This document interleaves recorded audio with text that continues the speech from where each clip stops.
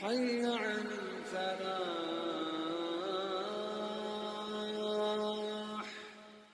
Tonight, inshallah ta'ala, we will discuss the signs of a sick heart. May Allah save us all from the diseases of the heart. طيب. So today, inshallah ta'ala, how can I know if I have a sick heart? How do I know if I have a sick heart? Before I start, one time a man came to the Sheikh and he said, Ya Sheikh, I sin a lot. I do a lot of sins. And Allah does not punish me. I heard that when you sin, Allah punishes you. And that punishment, by the way, is rahmah from Allah Azza wa Jal, so you can wake up and come back, right? So, Ya Allah, Ya Shaykh, I sin and Allah does not punish me. So he said, when was the last time you prayed Fajr in Jama'ah? He said, 2.5, 3 years. He said, when was the last time you opened the Quran? He said, oh, last Ramadan. He said, when was the last time you prayed Qiyam? He said, I don't even remember. He said, do you want any more punishment than this? Allah doesn't want you. Because when Allah loves somebody, He makes those ibadat easy for him. Go, let them continue on their path. They are sinning and they're... So this by itself is a punishment when you feel that the ibadat are very heavy and you're neglecting them. That by itself is a punishment. Is a punishment that Allah subhanahu wa ta'ala did not give you the permission to stand up alone with Him at night. That is an honor to be alone with Allah Azza wa Jal in your tahajjud. So, what are some of the signs that if I have them, then I should be very careful? Because if we have any problem with our physical heart, we will not leave any means except we take it in order to make sure we fix our heart. The diseases of the physical heart, they end with death. But the diseases of the spiritual heart, they ruin your dunya, they ruin your qabr, they ruin your akhirah. This is how essential they are. You die from a heart disease, may Allah have mercy on you, you're done, khalas. Alhamdulillah, you lived a great life and all that, alhamdulillah. But if you die with a heart disease, and we will mention many of them, then it's a huge problem. It does not stop with death. It continues after death. So what are some of the signs that I have some sicknesses in my heart? Number one, it is not affected when indulged in a sin. It does not feel anything when that heart is committing a sin. It does not feel anything. That's a sign that something's wrong with your heart. Or, this is bad. Worst, the sin becomes a habit. Worst, what is worse than that? You start enjoying the sin. When you start enjoying the sin. Now, what does that mean, ya akhwan? You know, if my skin is dead, I lose the senses in my skin, right? So if I put my hand on the fire, nothing happens. My skin is dead. But if my skin is alive, the minute the skin feels the fire, immediately it withdraws. Similarly, the heart, if it's dead, sin after sin after sin after sin, nothing, doesn't feel anything. Like now, if I tell you, brother, here's some alcohol, astaghfirullah, immediately you go crazy. What are you talking about? Allah subhanahu wa ta'ala said, إِنَّ الَّذِينَ اتَّقَوْا إِذَا مَسَّهُمْ طَائِفٌ مِّنَ الشَّيْطَانِ تَذَكَّرُوا فَإِذَا هُمْ مُبْصِرُونَ. The people with taqwa, if anything from the shaitan comes, gamble, look, stare, drink, smoke, astaghfirullah. Even if they fall into it, they immediately make istighfar. But the other guy we're talking about, the guy with the sick heart, no, he does not feel that. The hand, the skin is dead. If you bring a knife and you start cutting, I don't feel anything, but the harm is huge. I'm going to lose my hand. Similarly, when the heart is dead, I don't feel it. The sins, I don't feel the sins anymore. They have no effect, just like there's no effect. So the sin after sin after sin, khalas, yalla. It becomes normal. It becomes a habit. And then, here's the worst part, when I start enjoying that sin, when I start looking forward to commit that sin, that is when the heart's not even sick anymore. It's almost dead. So the first sign is that the person, may Allah protect you, not you, the person got no effect whatsoever about the sin. Yeah, for example, let's mention a sin because, alhamdulillah, none of us is going to do all those major sins. Let's mention something that could be, like, it might sound close. You miss Jum'ah for no reason. Missing Jum'ah for no reason is a small sin or a major sin? Major sin. Allah revealed the surah, and يا أيها الذين آمنوا إذا نودي للصلاة من يوم الجمعة فاسعوا إلى ذكر الله وذروا البيع. يعني an order from Allah Azza wa Jal. Oh, wallahi, I'm busy. Next week, inshallah, no problem. That's a major sin. And this is what happens.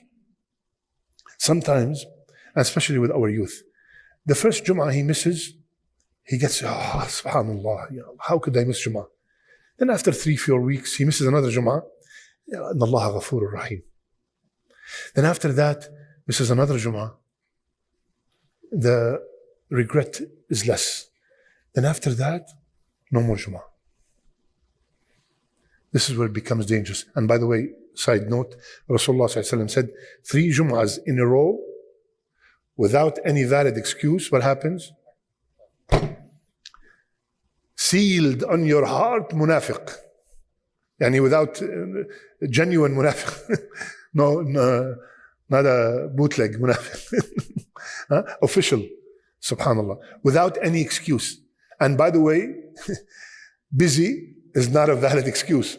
Allah said, Dharul bay'a. Leave everything. Leave the sales. Why the sales, by the way? Why the sales? Why he did not leave your job? Because jobs are more than sales. Right? There are so many jobs that are not sales. Why sales? Why bay'a? It is the quickest form of seeing the result. Give me, take. No? Even that, leave it right now. Because the job, get paid at the end of the month, at the end of the bay'a, immediately. Leave that also. Because many of our brothers, brother, if I close in Jum'ah, what is my customers going to say? Wallahi, the barakah will double. And imagine, there was a brother in New York, he used to put on his door, in Jum'ah, in a place, maybe there are hardly any Muslim, closed for salat, between brackets, prayer, Friday, on the door, closed for 1 hour. Tayyib. Isn't that beautiful? You know how many people respected that? Because you have a purpose. You have a principle. You did not sell your deen for half an hour of sales. You sold your deen for half an hour of sales? Your deen? What is, Allah said, leave work. Subhanallah. So, the first sign, the sin does not affect him that much. You don't feel the sin. Second, that person who has a sick heart, they are addicted to dunya. Where are you? Wallahi, I was traveling here, traveling there, traveling. He misses salawat. He probably hardly even prays Jummah. And if he prays only Eid. Yani, all his all his concern is dunya. Dunya, where, how can I make money from here, from there, from this crypto, stocks? He's going all over and no deen whatsoever. There's nothing wrong with these things, but there's no deen. There's nothing to stop him. Yani, everything's halal. There's no difference between haram and halal. Open, everything is open, everything is okay. That's a major sign that something's wrong with your heart. Rasulullah ﷺ told us, Al-halalu bayyin wal-haramu bayyin. Halal is clear and haram is clear. And in between there are some doubtful matters. The person who stays away from the doubtful matters, he has protected his deen. So this person, like, subhanAllah, Allah subhanahu wa ta'ala told us in Surah Muhammad, and the people who has disbelief, even though this ayah is only for the non-believers, but unfortunately sometimes it applies to the Muslims. And the people who do not believe, all they do is eat and have fun. Where are you going? We're going here, we're coming there. What did you see that new restaurant? This is their life. This is their life. This is their goal. This is it. This is it. There's nothing else. Allah subhanahu wa ta'ala said, what's the difference between these people and kal-an'am? What's the difference between the cow? The cow wakes up in the morning, she eats and drinks and plow, goes to work and comes back. And in Surah Al-A'raf, Allah told us that the cow is better than the human being who does not obey Allah. Why? Why is the cow better? أولئك كالأنعام بل هم أضل. They are worse than cattle. So we took example the cow. Why a person who does not obey Allah? Because the ayah started it by saying the people, they have eyes but they do not see, they have heart, they do not comprehend. And then at the end, أولئك هم الغافلون.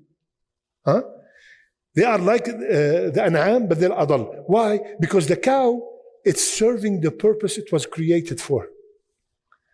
And the person who disobeys Allah is not serving his purpose, so the cow is better than him. This is not my words. Allah. أولئك كالأنعام. No. بل هم أضل. They are worst. The cow is providing milk, providing meat, providing plowing, is doing a job. But you, as a abd, you're supposed to be abd of Allah subhanahu wa ta'ala, and you're not doing your job. So the cow, the sheep, the goat are better than you. Subhanallah. And there are a group of people that Allah told us in the Quran, this is our life. Allah told us that there are people that they say, this is our life. There's no akhirah, there's no hisab. This is the second sign. The third sign, the person with a sick heart, you recite the Quran, you sit down in a lecture, you hear a khutbah, everybody is crying, and that person is nothing. That's a sign something's wrong. Something's wrong. They get affected and they say, you know what, wallahi, I'm going to start changing. I want to do this. Sometimes we hear the Quran, we get emotional and all that. This person is nothing. And ya akhwan, here's where it gets something maybe we unfortunately can relate to. A hard heart leads to a dry eye. When was the last time you cried? When we do not cry much, that's a sign that the heart is hard, has some qaswa, harshness. Allah subhanahu wa ta'ala said, and if all mankind are mountains, and the Quran was revealed to these mountains, the mountains will shake asunder, they will tremble if this Quran was revealed to them, and this piece of flesh is not even moving or shaking. That's not a good sign. Sometimes we even try to squeeze the tear, doesn't come down. And Ummuna Aisha, our mother Aisha, she stayed hours with one ayah crying. Hours, one ayah. Rasulullah sallallahu alaihi wasallam, one ayah all night. In taghfir lahum. All night long crying and repeating one ayah. And subhanallah, we hear the Quran, beautiful recitation, ayat, adab, ayat, this, nothing. Nothing at all. So this is, ya akhwan, Allah subhanahu wa ta'ala said, the true believers are when Allah's name is mentioned, the hearts tremble. Tremble. Brother, ittaqillah, what are you doing opening this business or opening that business or going into that field? Ittaqillah, astaghfirullah, jazakallah khair, brother. May Allah reward you. That's a good sign. But when somebody, leave us alone, this is America. These are all kuffar. They come up with anything to make money. No, that's not a good sign at all. Fourth, or before I go there, I remembered about the second point about a person who's addicted to dunya.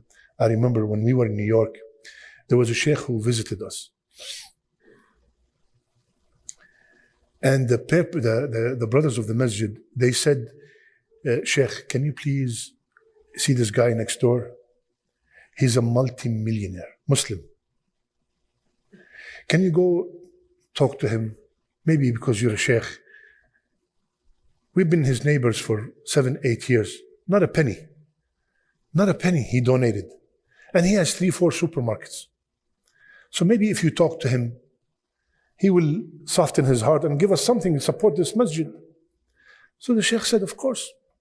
So he went to the brother and he started talking to him. Yeah, brother, this is the house of Allah, this and that. The sheikh came back and he told us the story. He said, I come left, he goes right. I go east, he comes west. I go south, he comes north. Yani, he tried everything with him, nothing. The sheikh said, as I'm leaving the supermarket, the owner said, Ya sheikh, I want to tell you something. So the sheikh came back, said, yes. He said, Ya sheikh, I promise you, when I retire, I'm going back to my country and I'm going to build a masjid. I'm going to spend all my time in that masjid.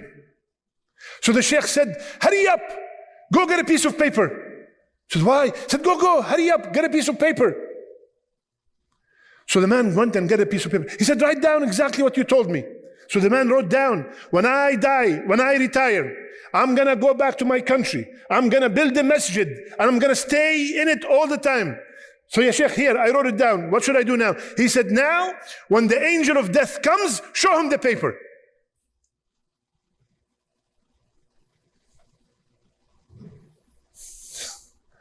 And let me know what he tells you.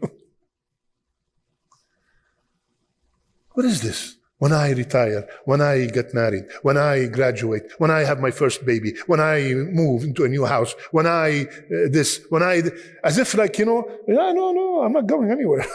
I'm here. إنما هي حياتنا الدنيا. We're living, ya shabab, yalla.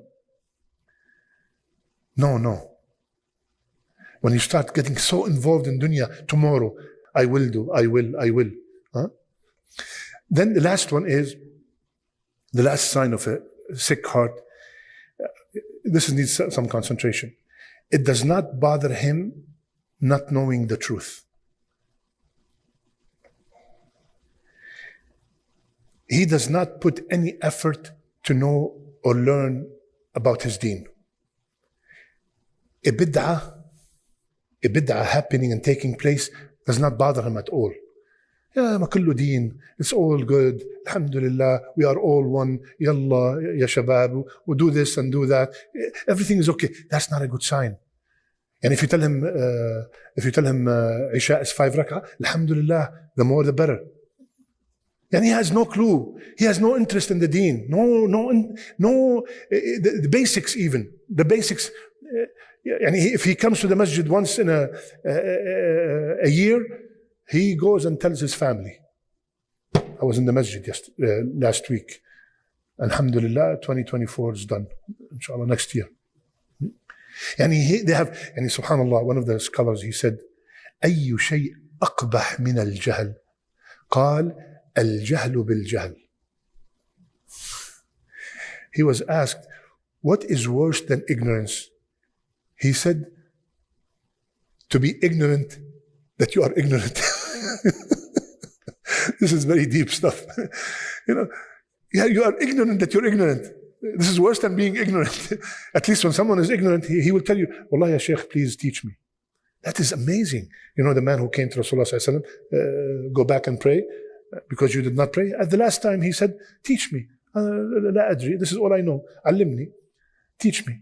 So this guy knows that he has some jahl in that topic, in the salat. So teach me. But when you do not know anything and you're jahil that you are a jahil, and yalla, everything is okay, that's going to be a huge problem. So, ya akhwan, try to make this eye wet. Push yourself. Try to, this, wallahi, let me finish with this. Coming to these classes, coming to these halaqas, you do not know that you are among the probably 0.5% of Muslims that are putting an effort to learn their deen. Wallahi, may Allah bless you. I love you all for the sake of Allah. Because, if imagine the masajid are all like this and we're all learning, not only learning, applying. Al-ilm bila amal, knowledge without action, it's like a tree without a fruit. So we need to put that ilm into action to the best of our ability. اللهم صل على محمد وعلى آل محمد كما صليت على إبراهيم وعلى آل إبراهيم إنك حميد مجيد. اللهم بارك على محمد وعلى آل محمد كما باركت على إبراهيم وعلى آل إبراهيم إنك حميد مجيد.